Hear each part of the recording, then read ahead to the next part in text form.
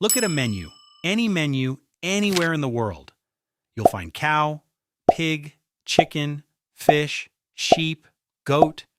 What you will almost never find is a lion, or a wolf, or a tiger, a hawk, a crocodile. Think about that for a second. Humans will eat almost anything. Insects, blood, rotten shark, the lining of a stomach. But we draw a strange, near-universal line at eating the hunters. So what is it about predator meat that turns our stomachs? And here's the thing. The answer isn't just disgust. It's written into the laws of energy, biology, and a danger you can't see. Let's start with what you assume. You probably figure predator meat is just gross, that we avoid it because it's disgusting. The disgust is real, but it's the symptom, not the cause. Underneath it sit some much colder reasons. Start with a law of nature you can't cheat. Energy? Every time you move up the food chain, most of the energy is lost. A plant captures sunlight. A rabbit eats 100 plants. A fox eats 100 rabbits. At each step, the ecologist Raymond Lindeman showed only a small fraction of the energy carries up very roughly a tenth. So the living world is shaped like a pyramid. A huge base of plants, fewer plant eaters above them, and only a scattering of predators at the very top. So predators are rare by the very rules of the system. There are always far fewer hunters than hunted. And that changes the math of the hunt completely. Chasing a dangerous animal to get a little stringy meat makes no sense. You could be badly hurt or killed for a meal that barely feeds you. When anthropologists study how foragers actually choose what to hunt, a clear logic appears. They call it optimal foraging. You go after the food that gives the most energy for the least cost and risk. By that math, a predator is close to the worst possible meal. But there's a second reason, and it's all about fat. Your ancestors didn't just crave meat. They craved fat. And predators are lean. A predator's body is built for the chase, not for storing fat. Here's why that matters. If you eat nothing but very lean meat, you can actually get sick. It's a real condition, sometimes called rabbit starvation. Too much protein with too little fat overwhelms the body. The archaeologist John Speth has shown how central fat was to ancient diets. A fatty plant eater, like a bison or a deer, is a prize. A skinny, muscle-bound predator is a poor trade. It's the same reason you'd pick a marbled steak over a dry, lean one. Your ancestors felt that preference with their lives. Now for the reason that makes the disgust look wise, a hidden one.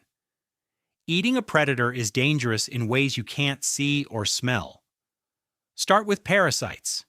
Meat eaters are riddled with them. A parasite called trichinella lives in the muscle of carnivores like bears. Eat it undercooked, and it can move into you. Thorough cooking kills it, but that safety net came late and it isn't foolproof. And it's not just parasites. There's a second invisible threat, poison that builds up. Think about what a predator is. It is everything it has ever eaten. Toxins like mercury don't break down. They concentrate step by step, all the way up the food chain.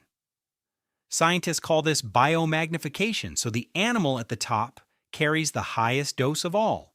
When you eat a hunter, you eat every meal it ever had poisons included, so put yourself in an ancestor's shoes. In front of you, two options. Option 1, chase a lion, deadly to hunt, tough, lean meat, maybe riddled with disease.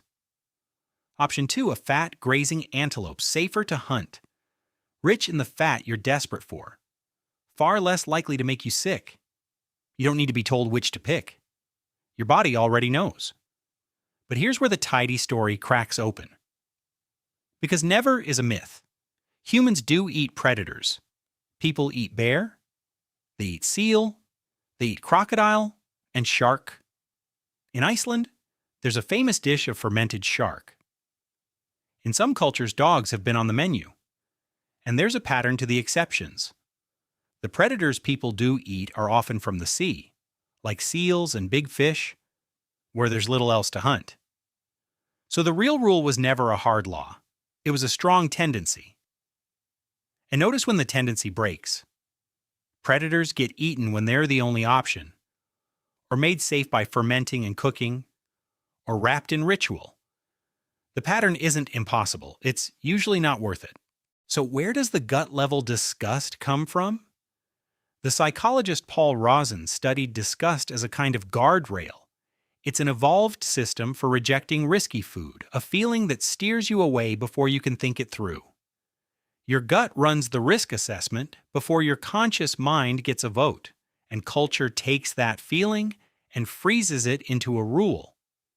The anthropologist Rozin Harris argued that many food taboos quietly track real costs and benefits. What starts as a smart bet becomes a firm line. Predators are not food. The category hardens. And after enough generations, it simply feels obvious. You can feel that ancient logic in your own life right now. The little lurch in your stomach at the words lion steak. The fact that most people won't eat a dog or a cat. Even the health warnings on your seafood. Officials warn pregnant women away from shark, swordfish, and king mackerel. Why those fish? Because they're predators, high on the chain, loaded with mercury. The same math that steered your ancestors is now printed on a government sign. That's not a modern discovery. It's the same ancient rule in a lab coat. So look at that menu one more time. The empty space where the lion should be isn't squeamishness. It's a calculation. Energy and fat and hidden poison and risk all folded into a single feeling of no. Your ancestors paid for that rule in trial and error over thousands of years. Someone, somewhere, learned each of these lessons the hard way. You inherited it for free, as a shiver of disgust you never have to explain, that flicker of no when you imagine eating a hunter. That's not you being picky. That's tens of thousands of years of survival, still watching what you put on your plate.